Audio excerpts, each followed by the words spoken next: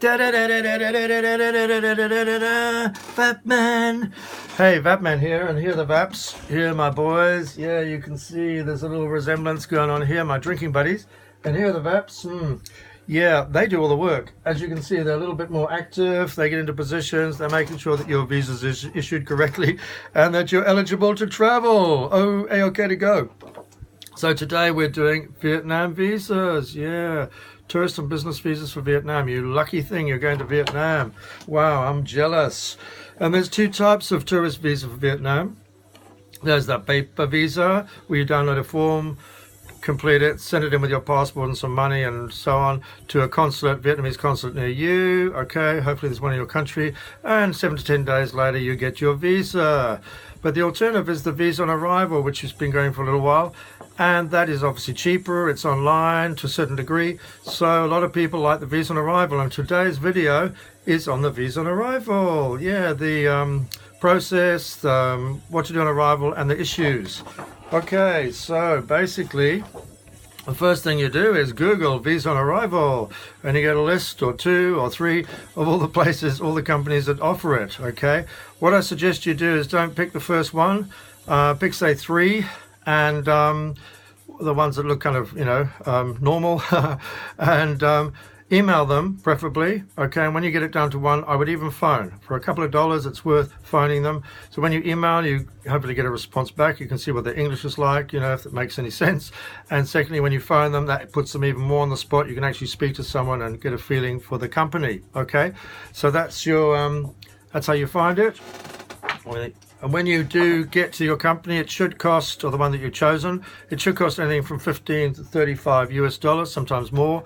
And they also have things like urgent and super urgent to kind of get more money out of you. But, you know, generally, if you've got enough time, you can do the cheaper ones.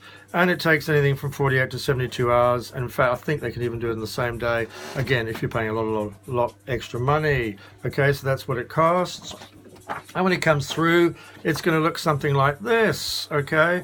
Something like this with a stamp, you know, your name and dates and all that stuff. And make sure that everything's right, okay? Because any mistake, even one letter in your name, and that's going to cause problems. Either chicken or worse when you get to Vietnam. And you don't want that. Yeah, no, you don't want the little white room with the machine guns and everything. No. So yeah, be careful. The letters are all right. Okay. So you get to Vietnam, you arrive, and this is, for instance, Ho Chi Minh. Haha, yeah, looks fun, isn't it? Lots of people, big queue, and there is. Often it's a couple of hours long, and it can be hot and stuffy. So be prepared for that. Make sure before you get there, actually, make sure that you've got US currency, preferably $30 to $50, maybe even more.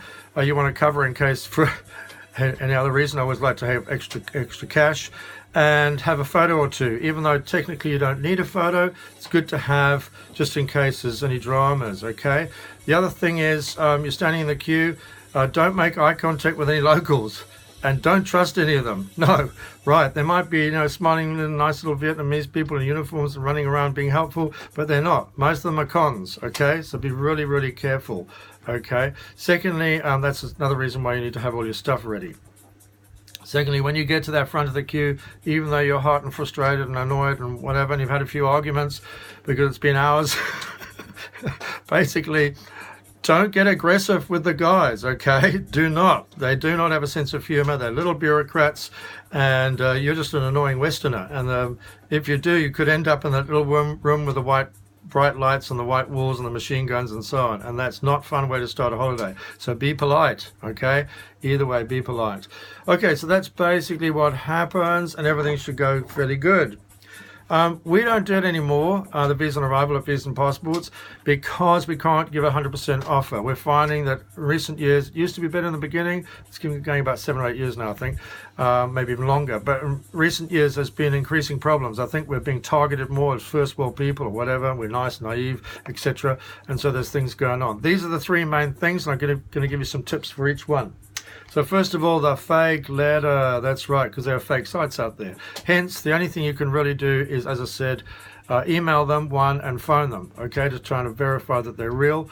The second thing, which is trickier, is basically sometimes sites or the companies get out of favor with the Vietnamese consulate. And so you get a letter, and then 6 weeks later you turn up and they say, no, it doesn't, it doesn't qualify. And then, you know, it's problems and time and so on. Go to the back of the queue, fill in this form, pay more money, and so on and so forth.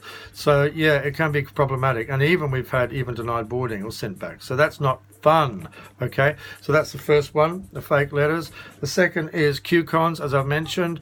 Have your stuff, don't get up, don't leave the queue for any reason. And remember, cons can be very subtle. Okay, you might think you're smart, you know all about this stuff, but you know they're really subtle these days, and you are a target, right? You are basically fresh meat. That's what you are. You're nothing else, just fresh meat. Fresh meat. I don't know what type. Don't ask me what type. Chicken, lamb, beef, rabbit. But anyway, so just be careful with the cons. The third one, denied boarding. That's before you even get on the plane. Yeah, no, the thing to do there, because of course the onus these days is on the airlines and check-in staff, and there's huge fines for them, up to $250,000, right? So basically you get these situations where they're not sure, and basically at the end of the day, you haven't got a visa, you got a letter, okay? It's not a visa, it's a letter. So sometimes you can have that. What I suggest you do is you phone the airline, right, a few days before, speak to the supervisor at the airline, preferably the one that's going to be on duty on the day that you're departing, okay, and say, look, mate, I've got a letter of authority. Is that cool? Okay. Yeah, that's about all you can do. So yeah, so that's basically it. I've knocked it a bit, and kind of, I know hundreds of thousands of people have done it. Probably people will comment and say, oh, I've done it, it was easy and so on. Trouble is, you know, things change and whatever. And if it's not 100%, it's not 100%. So be careful. But hey, if you're going to do it, take these points, you know, and hopefully that'll help you for when you do the whole thing. Secondly, if you're going to do a paper visa, we've got a separate video on the paper visa, so you can check that out with the process and the rules and all that kind of stuff. And hey, if you're doing the paper visa and it's in New Zealand, you can use these guys. Yeah, the VAPS, not them because they're drunk, but no, these guys. Yeah. Oh, so yeah, they've done hundreds, if not thousands, of paper visa, these VAPS, and they know the consular people in Wellington well, and they smooth things along for them. If anything, they can do it quicker than if you're doing it yourself. So hey, use the VAPS. So either do it yourself, do the visa on arrival, or do the paper visa. Check you later.